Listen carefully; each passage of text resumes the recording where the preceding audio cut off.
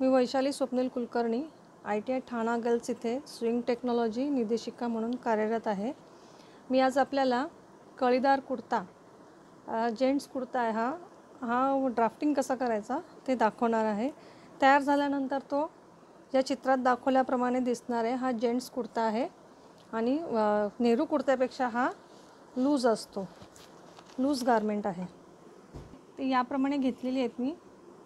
Length आहे 60 centimetre, छाती आहे 60 सेंटीमीटर, शोल्डर आहे 28 सेंटीमीटर, स्लीव लेंथ आहे 30। मी हे लहान मापाचं दाखवणार आहे कारण माझ्याकडे मी कटिंग आणि स्टिचिंग पण दाखवणार आहे। याचा कपडा कमी असल्यामुळे मी हे लहान मापाचं तुम्हाला सध्या ड्राफ्टिंग दाखवते आहे। तर याची लेंथ घेतलेली आपण 60 सेंटीमीटर, त्याप्रमाणे आपल्याला ड्राफ्टिंग करायचं आहे। सर्वप्रथम ही काटकोनात रेषा आखून घ्यायची आहे। 1/4 स्केल नाही आहे मी, हा पण डायग्राम अंदाजेच काढत आहे।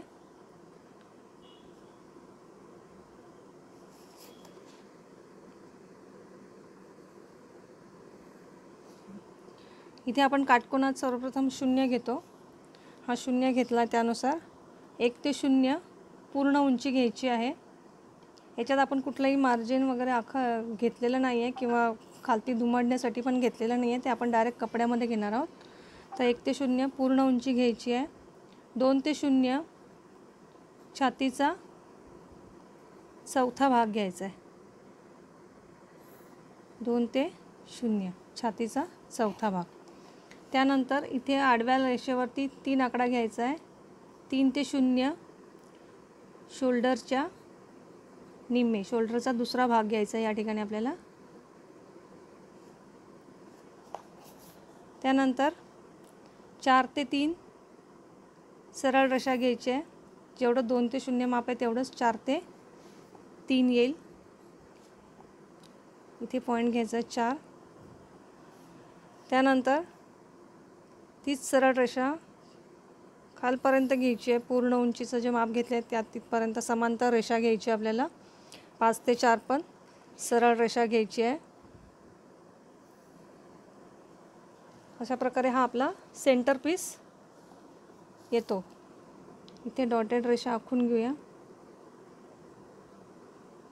ही रेषा कट करायची नाही आहे। त्यानंतर हा झाला आपला सेंटर पीस। त्यानंतर ही साईडला कळी काढायची आपल्याला। 5 घेतल्यानंतर इकडे 5 घ्यायचं आहे।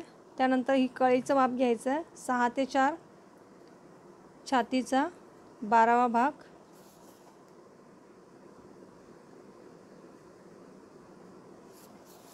आणि 7 ते 5 घ्यायचं आहे छातीचा 6वा भाग। 7 ते 5 घ्यायचा आहे छातीचा 6वा भाग, हे खालती घेणार आहे। नंतर 7 ते 6 ही रेषा जोडायची आहे।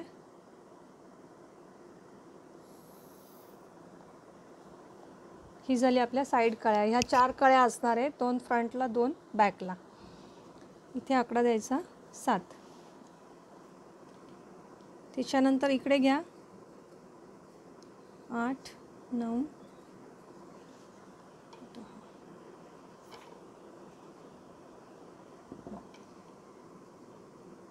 8 ते 9 छातीचा 12वा, 9 ते 0 छातीचा 24वा भाग, पुढील गळा उंची। 8 ते 0 छातीचा 12वा भाग, गळा रुंदी असणार आहे।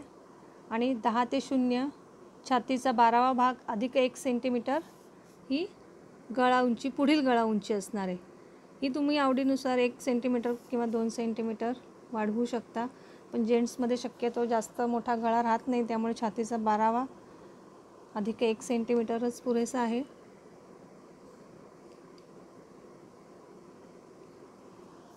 अशा प्रकारे गळ्याचे आकार देऊन घ्यायचे। त्यानंतर इथे आपल्याला बाही लांबी घ्यायची आहे।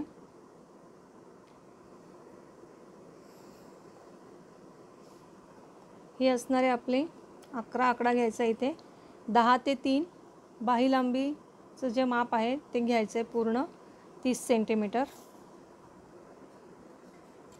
इकडे असणारे 12 ते 11 दंडघेराच्या निम्मं घ्यायचं किंवा मग हा लूज गारमेंट असल्यामुळे दंडघेर पण याला शक्यतो घेतला जात नाही, लूजच ठेवलं जातं या ठिकाणी.